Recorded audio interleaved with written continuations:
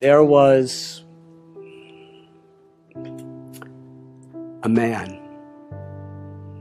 He lived in the 1920s, 1930s. His name was Easy Eddie. Easy Eddie was a super empowered attorney.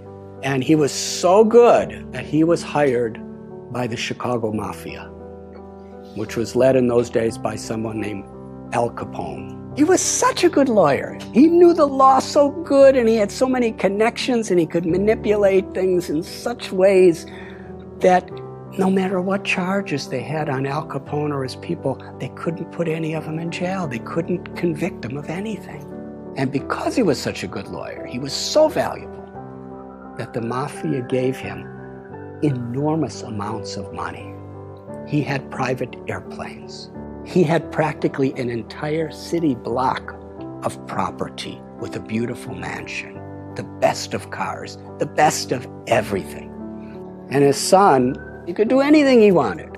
But Easy Eddie was thinking, I've given my son everything. Everything money could buy. But there's one thing I haven't given my son. I haven't given him an example of a father that he could be proud of.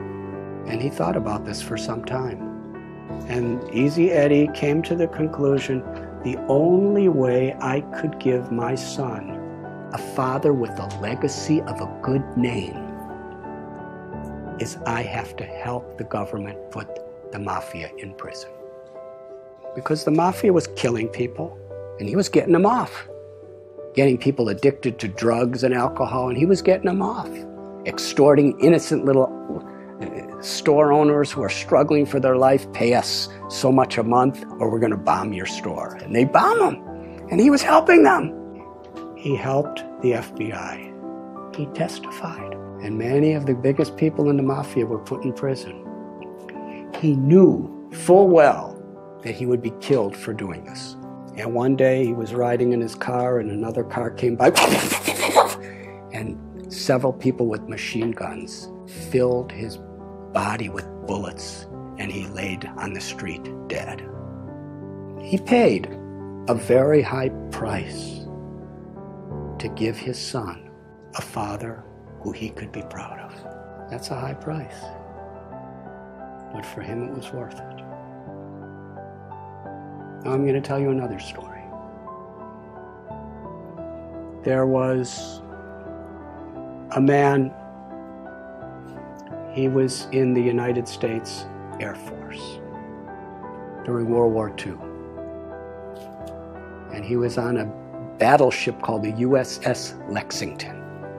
And he took off from his ship with a squadron of other airplanes, maybe 6 or 7, to go fight against the Japanese.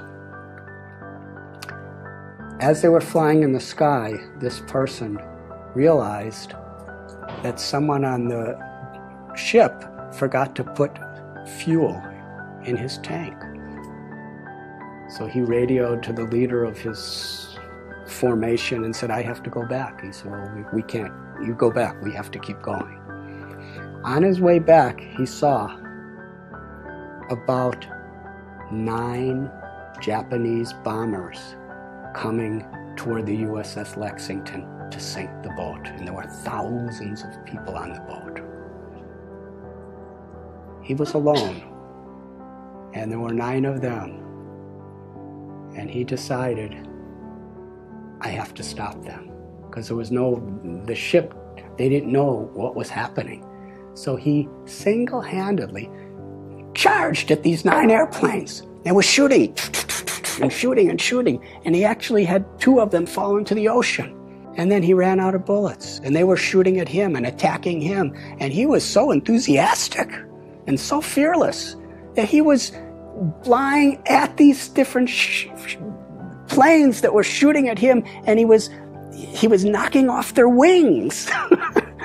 And finally, after 5 of the 9 sank, the other 4 thought, this man is completely crazy. Let's get out of here. And they all flew away. And he came back, his plane was all beaten up, and the people of the USS Lexington actually saw what was happening. But they weren't prepared. He was the first person in the U.S. Air Force in World War II to get the U.S. Congressional Medal of Honor, the highest award there is. His name was Butch O'Hare. And the airport in Chicago, O'Hare Airport, is named after him.